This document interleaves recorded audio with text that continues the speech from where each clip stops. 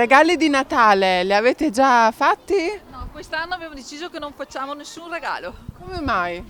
Un po' perché c'è un po' di crisi, un po' perché ormai i regali sono sempre quelli, quindi alla fine ci si ripete e abbiamo deciso di no. È partito il conto alla rovescia a Natale e fra chi ha già preso con largo anticipo tutti i regali approfittando magari delle offerte del Black Friday o facendo un giro fra i mercatini cittadini, quest'anno molti italiani hanno deciso di rinunciare a comprare i pensieri natalizi a causa del caro bollette e della perdurante inflazione. Non si rinuncia però al Natale in famiglia. In famiglia, insieme con i suoceri, i genitori, Sorelle. cognati, sorelle, sono in famiglia. Siamo a risparmio quest'anno. Abbiamo già fatto tutti, grazie. Che cosa avete comprato giusto per? Giochi per i bambini, vestiti per i più grandi e qualche bijou. Stiamo osservando gli ultimi acquisti giusto per e quindi siamo qui a visitare un po' il paesino. Natale come lo passate?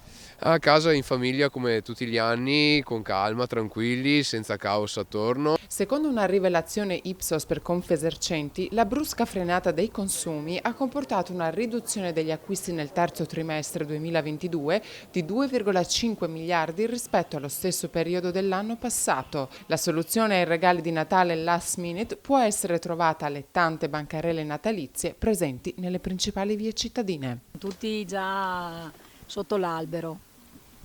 Per via il caro prezzo si è fatto sentire quest'anno anche nella scelta dei regali?